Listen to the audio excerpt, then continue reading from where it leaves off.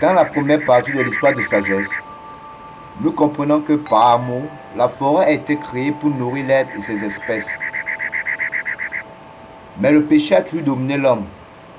C'est ainsi que l'homme sauvage, par leur haine de voir un autre être humain se nourrir de cette nature, l'assassine de jalousie, de haine, en se disant que personne ne saura,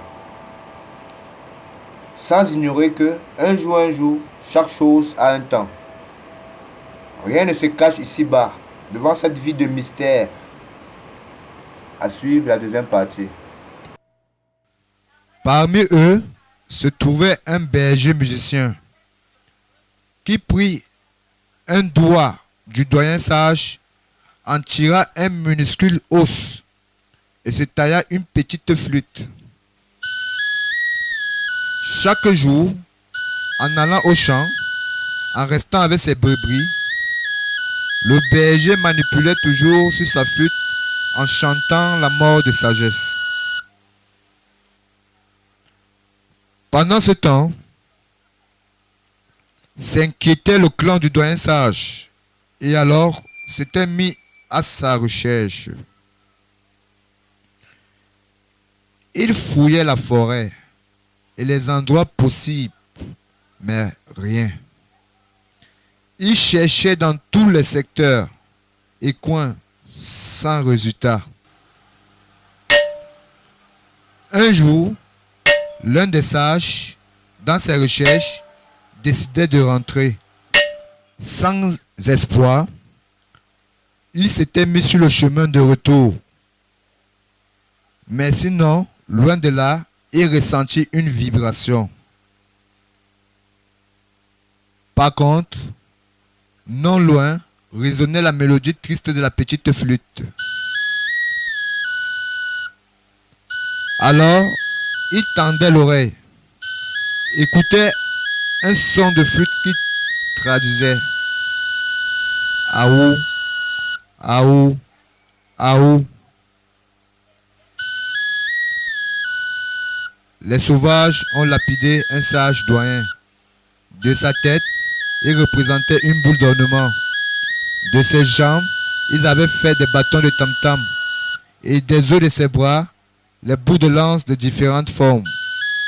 Aou, Aou, Aou. Ayant écouté ce message, le villageois courait vite au village. Dès son arrivée au village, il reprend la mauvaise nouvelle, des cris de pleurs de deuil. Juste après, le tam-tam résonnait pour signaler la mort dans l'étendue du clan.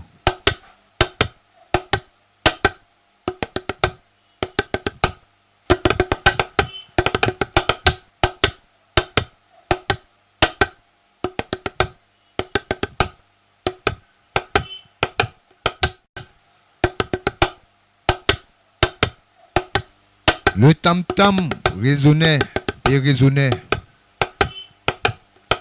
Tout le clan était endeuillé.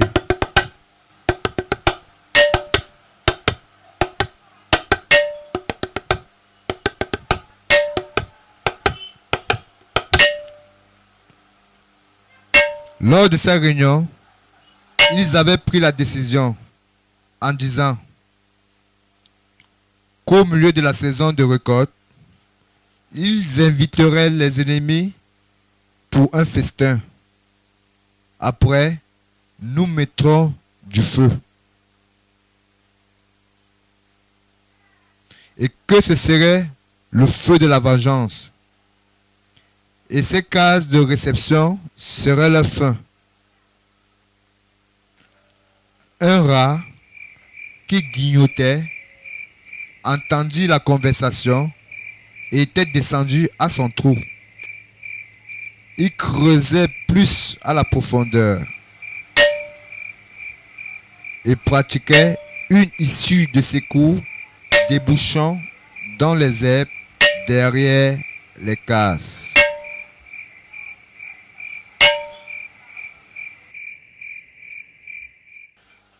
La saison de récolte arrivait.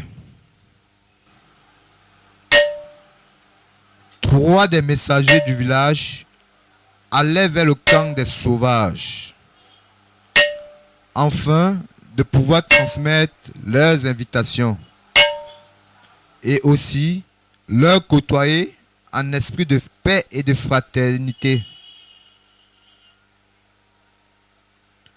Après qu'ils avaient rendu l'invitation aux sauvages, reprenaient le chemin de retour. Le jour du festin arrivait, au lever du soleil. Les sauvages venaient tous en grande famille.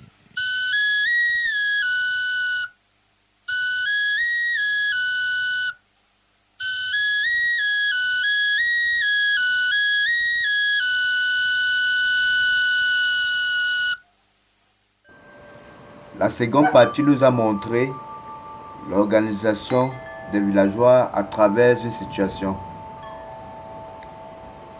C'est ainsi que nous allons découvrir la réalité de la fin de cette histoire dans la troisième partie de ce mythe. À suivre à la prochaine.